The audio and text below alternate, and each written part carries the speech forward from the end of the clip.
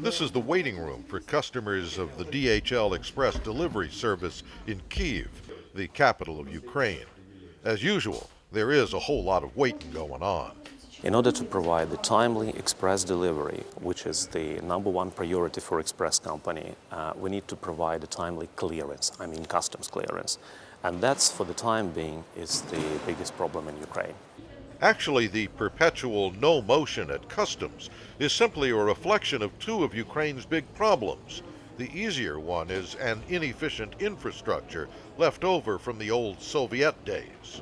Old and obsolete procedures like the lack of electronic manifesting, hard copies, all this number of certificate licenses and permissions. A much harder problem to solve, says DHL's Ukraine country manager Boris Kruslov, is also decidedly Soviet style. It's like a huge corruption. Many Ukrainians had hoped back in 2004 that their peaceful Orange Revolution would end those communist-era hallmarks. But the first 13 years after separation from the Soviet Empire in 1991 seemed like a lot of déjà vu. Then 2004's first ever clean and democratic Ukrainian elections swept a new government to power. The expectations were very high. The enthusiasm was very high. For the first time, people felt themselves like the masters of their country. Now it's 2008, and the question is, how does today's political reality match up with yesterday's revolutionary dreams? The answer actually depends far less on whom you ask than on what part of political reality you're asking about. The good news is about freedom. Nowadays in Kyiv, people gather freely, speak freely, and depend on news media which are largely uncensored and unintimidated. Compare with what we had before 2004, there is a progress. And there is an evident achievement of the civil society. However, it is, in my opinion, it is not enough.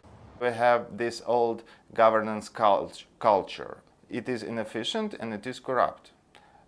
So that's why even if we have good ministers or good deputy prime ministers, sometimes they are not capable to deal with the system which is under them. DHL's Boris Kruslov knows just what Sushko is talking about. He's made complaints about corruption and inefficiency in the customs service. Sometimes when you go to the top and you voice your problem, and the top guy understands you and he would like to cascade it down to his people, it doesn't work, right, because nobody's listening to him. The result? Business killing paralysis. Like the government problems that are strangling Aerosvit Airlines, the most successful private sector successor to what was once the government-run airline. 2 years ago, it was decision made by Ukrainian side to eliminate visa requirements for US citizens that open gates for easier traveling of tourists and businessmen. Treskanov says Aerosvit wants to help. Its New York-Kyiv route is so successful, the airline wants to triple its service by adding flights to Chicago and the West Coast. But for more than 2 years now, that's been impossible because international regulators have a problem with the Ukrainian government. It's a big impact on the business. DHL is the indicator of the business climate in the country. And if we not coping with our primarily task to deliver in time, that means that somebody's plant is stopped or stalled because they're missing the spare parts.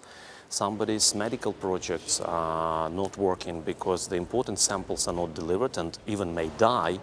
It impacts Ukraine's reputation. Ukraine's reputation today is decidedly mixed. 4 years after the Orange Revolution, the New York-based Freedom House made Ukraine the first former Soviet state to be officially labeled as free. But the lingering Soviet culture of corruption and inaction is denying Ukrainians many of the other best things in life. I'm Dave Marash for Worldfocus in Kyiv.